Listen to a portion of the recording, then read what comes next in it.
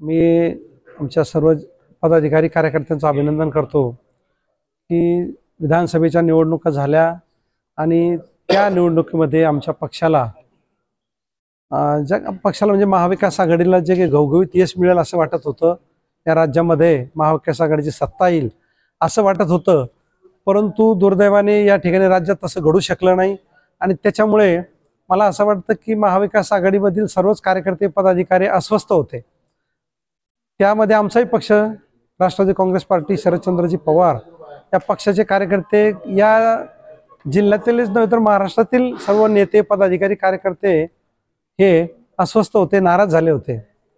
परंतु हरकत नाही की ह्या ठिकाणी मला वाटतं राज्यामध्ये शरद पवार साहेबांच्या नेतृत्वावर विश्वास ठेवून काम करणारे अनेक दिग्गज नेते आणि फार मोठ्या प्रमाणात असलेले कार्यकर्ते पदाधिकारी आजही तसेच्या तसेच आहेत। काही किरकोळ लोक सत्तेच्या मागे इकडे तिकडे गेले असतील, नगण्य म्हणता येईल त्याला, परंतु या ठिकाणी कार्यकर्ते पदाधिकारी तसेच्या तसेच या ठिकाणी आहेत।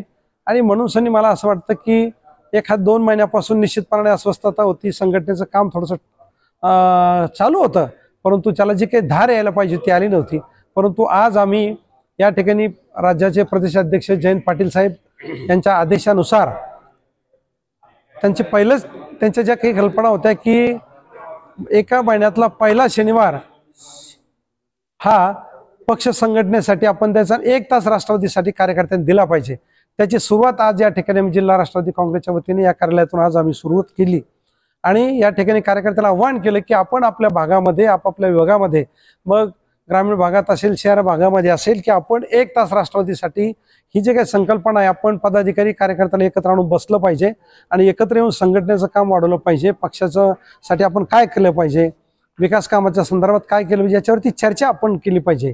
आणि हे कार्यकर्त्याला या ठिकाणी आज आम्ही काल आपण वैजापूर शहराची कार्यकारिणी जाहीर केली, छत्रपती संभाजीनगरची कार्यकारिणी बदलण्याची शक्यता आहे। आता मला असं वाटतं की काय होतं की अनेक वर्षापासून समजा एखादा पदाधिकारी असतो, त्याला सातत्याने त्या पदावर काम करण्याचा कंटाळा येतो, काहीला वाटतं की बा सत्ता मिळेल त्यासाठी तो काम करत असतो, परंतु आता राज्यात सत्ता आली नाही आणि सत्ता नसताना काम करायचं जरा थोडंसं त्रासदायक असतं। मग काही कार्यकर्त्याला वाटतं की नको बा तुम्ही एवढे दिवस काम केलं, 1 वर्ष झालं, 2 वर्ष झालं, 3 वर्ष झालं काम करतोय, तर त्याची इच्छा नसते। म्हणून नव्या कार्यकर्त्यांना या ठिकाणी त्यांची इच्छा असते की मी तालुकाध्यक्ष झालो पाहिजे, मला जिल्ह्यावर पदाधिकारी केलं पाहिजे, मी शहराध्यक्ष झालो पाहिजे, मला वेगवेगळ्या पद्धतीने काम करायची इच्छा असते। पण त्यावेळेला अशा कार्यकर्त्यांना आता आम्ही नव्याने संधी देतोय की ज्या पदाधिकारी कार्यकर्त्याला वाटतं की बाबा मला इथं नको, आता मला इथं काम करायची इच्छा आहे, असे बदल आम्ही इथून पुढच्या काळामध्ये करणार आहोत। मग त्याच्यामध्ये एखादा तालुकाध्यक्ष त्याची इच्छा नाही काम करायची, एखादा तालुकाध्यक्ष दुसऱ्या पक्षात जातोय, एखादा जिल्ह्याचा पदाधिकारी शहराध्यक्ष कुठे दुसऱ्या पक्षात जातोय सत्तेमध्ये, असं जिथं कुठं काही आता ह्या महिन्यात 2 महिन्यात घडलं असेल ते दुरुस्त करण्याचं काम आम्ही आता हाती घेतलंय आणि त्या ठिकाणी चांगले स्ट्रॉंग पदाधिकारी कार्यकर्त्याच्या नव्या नियुक्त्या करून या ठिकाणी पक्ष संघटना वाढवण्याचं काम या ठिकाणी सुरू करतोय। शिवसेना, उभाटा आणि काँग्रेस हे मोठे मोठे आंदोलन करत आहेत, राष्ट्रवादी शरद पवार साहेब यांचं कुठेच आंदोलन दिसत नाही। आमचं काम या ठिकाणी बैठका मेहनत सगळं काम आमचं सगळं सुरू आहे, परंतु जे काही फ्रंटला येऊन काम केलं पाहिजे असं काम जे काही त्यांनी आंदोलन केले असेल त्याच आंदोलनावर आमची आता चर्चा झाली की इथून पुढच्या काळात मोठी आंदोलनं शेतकऱ्याच्या प्रश्नावरती, शहरातल्या लोकांच्या नागरिकांच्या जे काही समस्या आहेत, पिण्याचा पाण्याचा प्रश्न असतील, अन्नधान्याच्या संदर्भात असतील, शेतीमालाला भाव नाहीये, मला वाटतं 7,000च कापसाला भाव, याच्यापासून भाव शेतकऱ्याचा गेला नाही, सोयाबीनला भाव कमी आहे आणि अनेक गोष्टी आहेत। आता लाडक्या बहिणीला जे काही शासनाने जे काही आश्वासन दिले होते, अनुदान तयार केलं तर त्याच्यात कपात करतात, आता अटी शर्ती लावतात।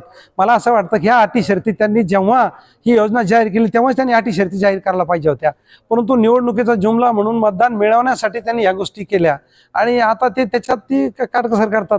म्हणून हे बोगस सरकार आहे, हे सगळं स्वप्नातलं सरकार आहे, यांच्याकडे पैसा नाही, आर्थिक तरतुदी नाही आहेत। अनेक मला वाटतं की प्रत्येक विकासाची कामं करायची, या ठिकाणी रस्त्याची कामं करायची, पिण्याच्या पाण्याची योजना करायच्या, अनेक शेतकऱ्याला वीज बिल सवलत द्यायची, या सगळ्या गोष्टी त्यांनी केल्या होत्या। परंतु आज मला वाटतं सरकार चालवायला त्यांच्याकडे पैसा नाही, तिजोरीत खडखडाट आहे। अत्यंत जबाबदारीने बोलतो, अनेक ठेकेदारांनी कामं केले, त्या ठेकेदाराला कामाचे बिल सुद्धा त्यांना त्या ठिकाणी मिळत नाहीयेत। मला असं वाटतं की प्रत्येक गोष्टीत आम्हाला आंदोलन करायची आता गरज आहे। आमच्या लाडक्या बहिणीसाठी सुद्धा आम्हाला आंदोलन करावं लागणार आहे। ठेकेदारांनी जी कामं केली त्यांना यांनी पर्सेंटेजचे पैसे घेऊन टाकले, वर्क ऑर्डर देऊन टाकले, त्याला कामाला पैसा नाही, त्यांच्यासाठी आम्हाला आंदोलन करावं लागणार आहे। शेतकऱ्याला भाव मिळाला पाहिजे जास्तीत जास्त, त्याच्यासाठी आंदोलन करावं लागणार आहे। अनेक प्रश्न, पिण्याचे पाणी ग्रामीण भागामध्ये अनेक ठिकाणी यावर्षी पाऊस, सगळ्या ठिकाणी पाऊस नव्हता, टँकर नाही, याच्या पिण्याच्या पाण्यासाठी सुद्धा आम्हाला आंदोलन करावं लागतंय.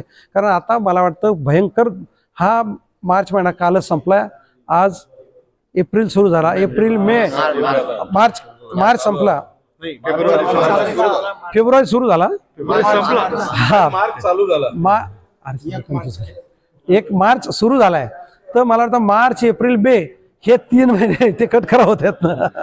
तर आता हे इतका भयानक उन्हाळा सुरू आहे आणि पिण्याचे प्रश्न गंभीर आहेत, तर याच्यासाठी आम्ही सुद्धा मोठं आंदोलन. शिवसेनेनंतर सर्वात युवा कार्यकर्ते जर जे काय असतील मोठ्या साहेबांकडे होते, म्हणजे राष्ट्रवादी काँग्रेसकडे होते. नव्या कार्यकारिणीमध्ये युवकांकडे मोठ्या जबाबदाऱ्या जाणार का? युवकांवर पुन्हा जबाबदारी टाकून विश्वास टाकणार का?